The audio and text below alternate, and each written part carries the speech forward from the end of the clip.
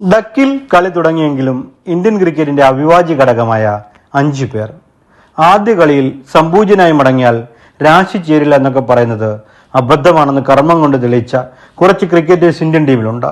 ആദ്യ കളിയിൽ മുട്ടയിട്ടിട്ടും അവർ പിൽക്കാലത്ത് ഇന്ത്യൻ ക്രിക്കറ്റിന്റെ അനിഷേധ്യ നാമങ്ങളായി ചരിത്രത്തിൽ അടയാളപ്പെട്ടു.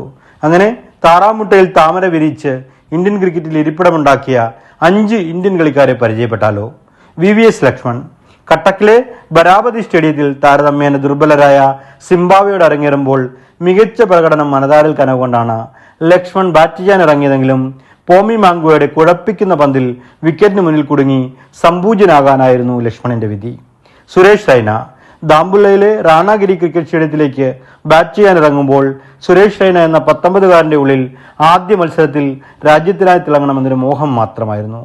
എന്നാൽ മുരളീധരൻ എന്ന സ്പിൻ മാന്ത്രികന്റെ കുത്തിത്തിരിഞ്ഞു വന്ന പന്തിന്റെ ഗതി നിർണ്ണയിക്കുന്നതിൽ പരാജയപ്പെട്ട ഗോൾഡൻ ഡക്കായി മടങ്ങാനായിരുന്നു സുരേഷ് റൈനയുടെ വിധി.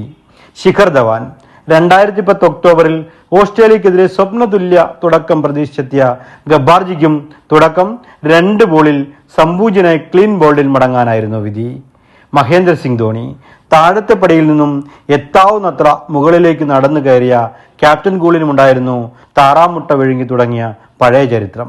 2004 ഡിസംബർ 23 പകലിൽ ബംഗ്ലാദേശിലെ ചാറ്റോഗ്രാം മൈതാനത്ത് റൺഔട്ടായി 0 മടങ്ങുമ്പോൾ ആരും സ്വപ്നേബി വിചാരിച്ചിരുന്നില്ല ഈ മനുഷ്യൻ ഇന്ത്യൻ ക്രിക്കറ്റിന്റെ ആകാശവിധാനങ്ങളിൽ സ്വർണ്ണമഴ പെയ്യിക്കുന്ന ക്യാപ്റ്റനായി പരകായം ചെയ്യുമെന്ന്.